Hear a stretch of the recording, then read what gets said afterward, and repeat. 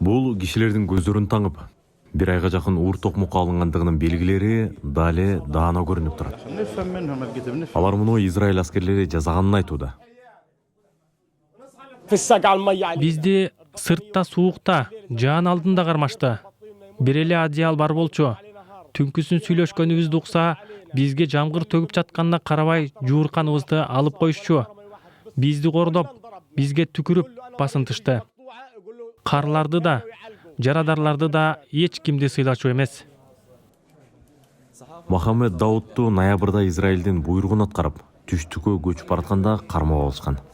Биз түндүктөгү Бейт Лахиядан коопсуз коридор аркылуу түштүккө баратканбыз. Бизди ошол жерден кармашты, суракка алышты. Силер Хамассыңарбы, исламдык жихадсыңарбы деп сурашты.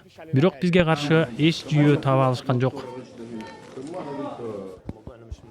Бул кишилер Рафахтагы чек ара өтмөгүндөгү телефондорун, кийимдерин алып калып, кое берилгенин айтышты. Алар бул ооруканага дарыланганы келишкен. Айрымдары кыйноого тете нерселер болгонун айтышты.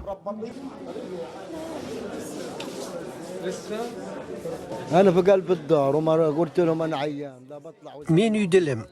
Ооруп жатканымда айттым. Карыган адаммын, 62 жаштамын.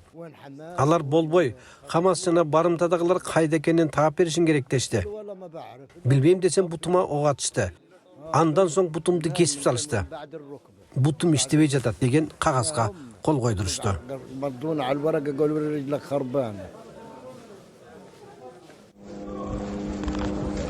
Жакында эле Газанын түндүгүндө Израиль кармаган палестиндердин видеолору тарады. Мохаммед Абу Шамла ага да ушундай мамиле болгонун айтат. Бульдозер үйүмдү талкалай баштады. Ичинде 40ка жакын адам бар эле. Колубузду көтөрүп үйдөн чыктык. Алар кийимдерди чечкиле деди. Эмнеге чечинишибиз керек деп ойлодум. Биз уялдык, бирок көйнөгүбүздү чечтик. Дагы чечингиле деп буйра беришти. Биз дамбалга чейин чечиндик.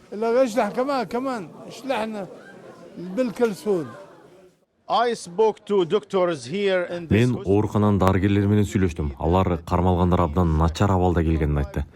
Алардын кеминде экөөсү дале бул жерде дарыланып жатат. Алардын баары азыр үй бүлөсүн табууга аракет кылып, түштүктөн чыга албай калды.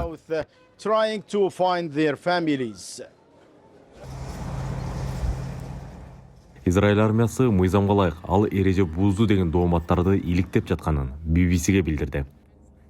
Бардык кармалгандарга тамак аш, суу жана медициналык жардам берилип жатканын кошумчалады.